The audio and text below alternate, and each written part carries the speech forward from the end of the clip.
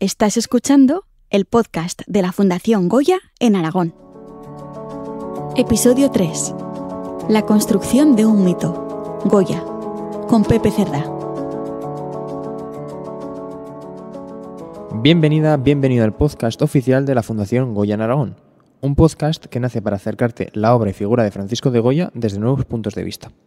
Nosotros somos Ana Gracia y Pablo Lafarga, de Esto no es un museo, y en este tercer episodio vamos a hablar sobre cómo se construye un mito, en concreto el de Francisco de Goya y Lucientes. Para abordar y revisar esta cuestión estamos con Pepe Cerdá, pintor y tratadista. Bienvenido al podcast, Pepe. Hola, buenos días, ¿qué tal?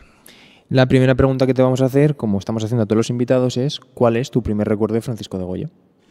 Mi primer recuerdo de Francisco de Goya es un viaje muy niño con un gogo móvil que tenía mi padre, que nosotros no sabéis lo que era, pero era una moto con aspecto de coche, a Fuendetodos, porque él iba a donar un cuadro a su casa natal, al museo de su casa natal, que más o menos debía ser, pues no sé, años 66, 67 o 60, por ahí. O sea que no vi ningún cuadro de Goya, fui a su pueblo natal. Bueno, y queremos empezar ya la charla porque hemos llamado a este podcast La construcción de un mito de Goya, y la primera idea que queremos resaltar es que Goya es uno de los artistas más influyentes dentro de la modernidad. Sí, claro, es el arquetipo del artista romántico. Digamos que a la gente, al común, casi nadie investiga en profundidad. Se crean mitos, hay una cierta, y todos los personajes históricos trascienden su biografía para convertirse en mitos. Por ejemplo, no se sabe muy bien quién era Francisco Franco ni quién era Picasso, porque están enterrados bajo toneladas de geografías. O sea, para encontrar algún dato cierto y no malintencionado o bien intencionado es muy difícil. Pero en el caso de Goya, como él va a ser el arquetipo del artista romántico, pues claro, necesitan un español. El invento del español en el extranjero es del romanticismo, es la Carmen de Meriné, somos apasionados, todos llevamos navajas, ellas nos pueden acuchillar, en fin. Entonces esa construcción de ese mito tiene por arquetipo a Francisco de Goya, sobre todo por su primera biografía, la de Mategón. Ya que vamos a comenzar a hablar en este caso de bibliografía, sí que tenemos que destacar que es que además en Goya, como comentabas, sí que se ha escrito mucho. Muchísimo, tanto que es casi imposible saber quién era. Y en este sentido sí que podemos hacer una separación en cuanto a fuentes primarias, que eso quizás sí que nos da un poquito más datos de quién era de verdad, y vamos a empezar a hablar de su correspondencia con familia y amigos, porque de ahí se saca mucha información. Claro, por lo menos si aunque miente él personalmente. También es bastante interesante una biografía que escribe su hijo, que son 2 páginas, Mariano Goya. Y bueno, pues claro, los 2 artistas paradigmas del artista es el que se cortó la oreja, pero sobre todo porque le escribió las cartas a su hermano Theo, Van Gogh, y porque la viuda de Theo administró muy bien los cuadros y las cartas. O sea, primero publicó el libro y una vez convertido en paradigma del artista por antonomasia, luego vendió los cuadros. En el caso de Goya, sin que haya una viuda, es una cosa un poquito parecida. Goya, hablamos ya de Mategón, si queréis, del primero. Sí, no? Eso serían las fuentes secundarias, ¿no? Que podemos sí, las fuentes primarias no hay nada que decir porque las ha escrito él, son las cartas a Zapater, las cartas a su cuñado, las cartas al rey, era para pedirle más pasta, y un diplomatario perfectamente publicado, creo que por Gonzalo Borrás, y bueno, que eso, ahí está todo. Luego la construcción del mito se sustenta en un primer libro, pero claro, hay que entender que publicar un libro en 1800, no me acuerdo de la cifra exacta, pero lo tengo aquí. 58. En 1858 no era barato. Es decir, si se publica un libro es porque ya hay un determinado interés. Ese interés nace de que Goya hace, al final de su vida, con 80 años o 70 y muchos, sus primeras litografías en Burdeos. Ese Goya, que habla francés desde pronto, como le comenta, le escribió alguna carta en francés a Zapater, cuenta, pues claro, los viejos artistas han construido un personaje y que les ayuda a vender también. O sea, yo soy hijo de artista que si le dejabas hablar a mi padre había pintado los frescos de Manto. Quiero decir que está un poco permitido. Entonces él seguramente le cuenta a Mategón pues que había sido torero, que había escapado porque había matado a no sé quién, en fin. Y eso se lo cuenta Mategón a Delacroix, porque Delacroix y Mategón son amigos, y entonces construyen ese primer libro que vivió hasta joven en Fuendetodos, cosa que es falsa porque nada más parir ya estaba aquí, que había matado a no sé cuántos y se escapó, que, en fin, es decir, la construcción del mito romántico que le viene muy bien a los franceses. Entonces, a partir de ese primer equívoco, ya empiezan las otras biografías, sobre todo la de Iriarte, que es un poquito más acertada. Iriarte y la edición francesa es de 1867, han pasado 15 años, y ya ha tenido acceso a los grabados, ha tenido acceso a la Quinta del Sordo, ha tenido acceso a otras cosas y bueno, ya construye otro tipo de personaje, pero las líneas básicamente son las mismas. Estamos ante el personaje romántico por antonomasia. Y un español visto desde el extranjero tiene que ser apasionado, no muy culto, un poco bruto. Es Ortega también, cuando habla de Goya y de Cervantes, dicen que ellos no tienen una responsabilidad exacta sobre su trabajo, que es la nación la que les impregna, de la misma manera que Dios, nuestro Señor, le dictaba a Santa Teresa sus poemas. Es decir, que ellos son solo como una especie de polos de recepción, una especie de mediums, pero que en realidad no son conscientes ni de su genialidad ni de su trabajo. Tanto le pasa a Cervantes, le pasa a Goya, es decir, es como si nos perdonaran la vida desde el extranjero. Los que piensan son los alemanes y nosotros solo podemos ser apasionados, tocar la guitarra y matarlos entre nosotros. Y pues eso es lo que pasa con el mito Goya, que partiendo de ahí llegamos a los dos últimos personajes que van a hablar de Goya. Uno es Robert Hughes. Robert Hughes, vamos a glosarlo un poquito. Robert Hughes es el autor de A Toda Crítica, era el crítico del New York Times, creo, del New Yorker, no me acuerdo, pero que es un tipo que criticaba una exposición de Tiziano y lo ponía a parir si le daba la gana, o a Schnabel. Un tipo, es el autor del Impacto de lo Nuevo, un historiador del arte, bueno, bastante... hay unos programas de la BBC que es el Impacto de lo Nuevo en los que analiza, por ejemplo, pues la primera escultura de un coche de Levasseur en mármol no es tan fidedigna como un coche tratado por Marinetti. Es decir, que la modernidad va a necesitar otro tipo de representación. Y entonces, pues Hughes, que es un hombre acostumbrado a meterse con lo que está establecido, ya te digo que hace una crítica a Tiziano y se queda tan ancho, se enfrenta otra vez a Goya como si nadie hubiese escrito antes nada, es decir, con una nueva mirada. Y eso ya nos da paso un poquito más tarde a un personaje interesantísimo que es Todorov, que es un búlgaro que es alumno de Roland Barthes y que, es muchas cosas. Es lingüista, es historiador de las ideas, es semiótico antes de la semiótica, ha escrito libros sobre los símbolos y los signos como verdadero transmisor del conocimiento. Y claro, cuando se acerca a Goya desde la premisa anterior, que es la de Ortega y la de los extranjeros, de que no tiene ninguna responsabilidad sobre lo que ha hecho porque sencillamente se ha dejado llevar, pues descubre que estamos ante un filósofo de primer nivel. Un filósofo, puesto que su toma de postura con respecto a los acontecimientos que le acontecen en la vida es muy reflexiva, se explica perfectamente por imágenes y con palabras, sobre todo en los grabados. Y pues Todorov es el que nos vuelve otra vez, le da la vuelta al personaje Goya. Pero no está suficientemente difundido esta idea, porque digamos que cambien de idea los que dicen saber de esto es una cosa costosísima, porque tienen que desmontar todo, claro. Y dentro de todos estos cambios, cuando leíste todos estos libros, ¿qué datos son los que te llamaron la atención y dijiste, esto no puede ser verdad? Bueno, pues muchos, pero vamos, tengo que repasar mis papeles porque esto fue una charla que di hace tiempo, pero por ejemplo, cuando Todorov habla del Goya pensador, dice, Goya no es solo uno de los pintores de su tiempo, es también uno de los pensadores más profundos de su tiempo, al mismo nivel que su contemporáneo Goethe. Es decir, lo está poniendo al nivel de Goethe. ¿Cuál es el pensamiento de Goya? Pues en primer lugar analiza la profundidad de la existencia humana, las pasiones o las acciones, el individuo o la sociedad, la moral o la política. El sitio desde el que mira y graba los desastres de la guerra es absolutamente nuevo. Esto es importantísimo, porque ahora estamos acostumbrados a ver las fotos de la guerra del Vietnam, pero hasta que Goya no se pone en el sitio de las víctimas, nadie había osado a ponerse en el sitio de las víctimas. Falta más de un siglo para que Paul Valéry diga: la guerra es una masacre de gente que no se conoce para defender los intereses de gente que se conoce perfectamente y que permanecen a salvo. Es decir, a través de los grabados de Goya se ve claramente que la guerra es muy mala para los dos bandos. Ahora estamos asistiendo a dos guerras, una en ciernes y la otra, incluso las imágenes que percibimos, si nos las envía la CNN, son unos como fuegos artificiales. ¿Os acordáis de la guerra de Afganistán? Chun, chun, nada, no hay ni un muerto ni hay nada, ahí no ha muerto ningún niño. Mientras que jamás nos muestra a los niños descabezados y tal y cual. Ambas visiones son interesadas y buscan una reacción determinada. Pues en el caso de Goya es el primero que hace esto.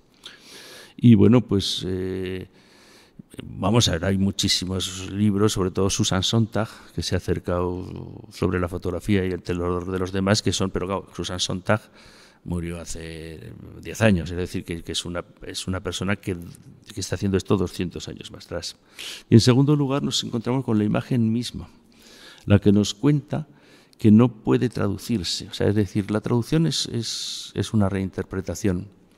Ya decía hasta el propio Cervantes que traducir es como mirar un tapiz por el otro lado. Que se ve más o menos, pero que no. Entonces, mientras que la imagen no necesita traducción ninguna. O sea, la imagen es de una potencia enorme. Y la imagen en movimiento, que es lo que vemos ahora a través de la televisión, nuestro cerebro tiene muy pocas herramientas para dudar lo que ha visto moviéndose. Por eso el cine es tan potente desde el principio. O sea, podemos dudar de lo que nos cuentan, pero de lo que vemos moverse, eso, en fin, es más complicado. Y bueno, pues eso es lo que coge Todorov, que es un experto en signos y símbolos, un semiótico, y dice: a ver, un momento, este señor aquí nos está contando, nadie ha interpretado eso. Es como, para las señales de tráfico nos hace falta un código. Decían: ay, pues es muy bonito o muy feo, o los críticos de arte hablan de las técnicas, lo relacionan con otros autores de su época, pero nadie lo había mirado hasta Todorov, ya te digo, como un filósofo a la altura de Goethe, que es un poco eso, ¿no? Y bueno, la pintura desde el siglo XVI aporta un nuevo pensamiento, y que, porque claro, en los tiempos de Goya hay que entender una cosa muy importante también. Cuando viene Felipe V, está viniendo el sobrino de Luis XIV. Es decir, hemos perdido los españoles, los austrias, y vienen los franceses, con un pensamiento neoclásico de obligado cumplimiento. Es la diosa razón y la enciclopedia. Y viene un tipo que se llama Mengs, que también es un filósofo a su manera, que es un censor que va a decidir cómo se ha de representar todo. O sea, y Valleu, que Goya entra en la familia de Valleu, pues porque tener una hija o un hermano entonces era un problema, y entonces la casan, es decir, tú entras pero te quedas con esta, le pasa lo mismo a Velázquez, y Valleu recibe encargos directos de Mengs, y luego todo lo que salga de Valleu, sociedad anónima, y que hay que pensar en una empresa, tiene que seguir los preceptos estéticos que ha dictado Mengs, que están escritos. Vamos, no se puede hacer un angelote como tú quieras, ni puedes hacer la Virgen como tú quieras, que son el ideal neoclásico. Anti-español, porque lo español es cristiano y escolástico, y lo francés es la diosa razón, la enciclopedia de Diderot d'Alembert. Es decir, nadie puede representar todo si no está controlado y censurado por las ideas de Mengs. En esa estructura nace Goya. En una estructura gremial. O sea, ahí pintaba todo Dios. Ahí pintaba Josefa Valleu, los hijos, había que sacar el trabajo. Viene a ser como si tú has nacido en una panadería, pues hay que hacer magdalenas y las hacen todos. Y todos con un estilo más o menos similar, vamos. Y por supuestísimo, nada que no autorizase Valleu Francisco, pero también Mengs, porque no es más, Maella, o sea, cuando todos los que van a decorar el Teatro Real tienen que seguir los estrictos normas de Mengs. Bueno, no les gusta ni Tiepolo, que es anterior, y entonces eso les fastidia, pero ya estaba encargado. Claro, ese es el contexto del siglo XIX, donde se escriben esos dos primeros libros que has comentado. Sí, que no es el del XVIII, claro, es que es contrario, claro. ¿Y hasta qué punto los dos autores que has comentado del siglo XXI toman a esos autores del 19 a la hora de Bueno, escribir. como meras anécdotas. Quiero decir, es que el punto de partida ya está equivocado. O sea, si te explican quién es Franco en 1945, pues es el enviado por Dios para que en una cruzada salvase a España. Eso está publicado, en fin, la historia de la cruzada, en fin. En 1980 nadie osa decir eso. Quiero decir, pueden citarlo, o sea, pero pues esto es lo mismo. O sea, que digamos que es que vamos a volver a la idea del mito. ¿Qué es el mito? El mito es una cosa muy cercana al tabú. O sea, el mito es una cosa que no se discute. Y el tabú tampoco. A tu madre no te la follas, punto. Mito es, pues, los dioses son estos y no se pueden discutir. Entonces, toda estructura filosófica necesita de una serie de mitos para su transmisión. Esos mitos, claro, ahora tenemos una superabundancia de imágenes. Ahora ponemos la tele y nos vuelven locos. Pero cuando esas imágenes no eran tan importantes, si tenemos a uno que ha hecho muchos grabados, luego se pueden reproducir con facilidad y difundir. O sea, no es casualidad que entre los dos sitios de Zaragoza manden a los grabadores a grabar las ruinas desde Cádiz, porque hace falta, igual que ahora nos enseñan las fotos de los de Hamás, hace falta que quede constancia por el único método que puede hacerse, que se puede difundir con velocidad. Entonces estamos ante Goya, que no solamente es ese mito, sino que podemos vender, porque también hay una operación comercial detrás, vender ediciones y ediciones y ediciones de los desastres, de los caprichos, de un artista que hubiese grabado menos no hubiese podido convertirse en un mito. Claro. Entonces él reúne esas condiciones. Y luego una vida muy longeva. O sea, estamos hablando de muere con 80 y tantos años, que eso en aquella época que no tenía ni dientes, ni había insulina, ni antibióticos, estamos hablando de un superhombre, claro. Y en la actualidad, ¿cómo está el mito de Goya? Pues cuanto más se manosea, más... es que, claro, con Picasso, que es... Mira, el hombre del que más libros se han escrito en la historia es de Pablo Picasso. Y es prácticamente imposible saber nada de Picasso hasta que no llega, bueno, que estuvo con él, ¿cómo se llama? Joder, el amante Douglas Cooper, bueno, el autor de la gran biografía de Picasso que lleva 2 o 3, John Richardson. Hasta que no llega Richardson y va a las fuentes y empieza a coger facturas y tal y cual, pues sobre Picasso. Bueno, Picasso, vamos a ver, Picasso muere en el 73. Por cada 5 minutos de grabación de Picasso te doy 1.000 euros. Es un tipo que está callado prácticamente toda su vida y que hay una mini entrevista que no dice más que tontadas y Picasso, el genio de Picasso y tal. Es decir, él sabía que no le interesaba para nada, al contrario que a Dalí, que sí que le interesa salir constantemente, salir en los medios. Es decir, él, para la construcción de la deidad, es lo mismo que cuando los curas decían la misa de culo y en latín. No les interesaba nada ser comprendidos. De hecho, cuando son comprendidos, la religión católica se va a hacer puñetas. La religión católica era una especie de... Bueno, los escolásticos son los filósofos, los hijos de Aristóteles. Cuando Descartes dice que solo sé que no sé nada y que pienso luego existo, está negando la existencia de Dios. Porque los otros dicen que tú existes porque Dios te ha creado. Dice, no, yo existo porque me he creado yo a mí mismo. Cuando Napoleón se corona a sí mismo, también está dando los primeros pasos hacia una modernidad en la que Goya es la transición perfecta, claro. Pues terminamos esta charla preguntándote, si hemos empezado hablando de tu primer recuerdo, ¿cuál es tu último recuerdo que tienes de Goya? Pues así un poquito vivo, un cuadro, un retrato que trajeron de Estados Unidos, que ahora no recuerdo muy bien cómo se llamaba. Lo trajeron al Prado hace un par de años. Maravilloso, una cosa increíble. Y lo estuvieron exponiendo en el Prado y yo lo vi hace 1 año o 2 años, que no lo había visto nunca. Y ya para ir cerrando del todo, ¿qué le dirías a Goya? Es sordo. Y yo no conozco. Mira, te voy a contar la anécdota de Villamayor. Porque, claro, estaban discutiendo en un bar 2 amigos y yo tengo la autoridad que tiene el tonto del pueblo. Pues yo soy el artista del pueblo, pero me preguntan. Y entonces había uno discutiendo acaloradamente con otro y se dirigen a mí como para mediar y me dicen, pero Goya, ¿qué es lo que era? ¿Era sordo o era ciego? Y entonces yo me quedé un rato pensativo, déjame pensar. Digo, mira, el que era sordo era Beethoven. O sea que el ciego era Goya. ¿Ves? Y no pusieron en duda absolutamente nada de lo que yo digo. Pues cuando se tiene una autoridad intelectual o moral para la creación de mitos, nadie pone en duda nada. Nos hacen comulgar con unas ruedas de molino como este museo. Bueno, pues con esta última reflexión damos por concluido este tercer episodio del podcast de la Fundación Goya en Aragón. Muchas gracias, Pepe, por acercarnos la figura de Francisco de Goya. Y por supuesto, muchas gracias a quienes nos acompañáis en plataformas de audio. Nos escuchamos en el próximo episodio del podcast de la Fundación Goya en Aragón.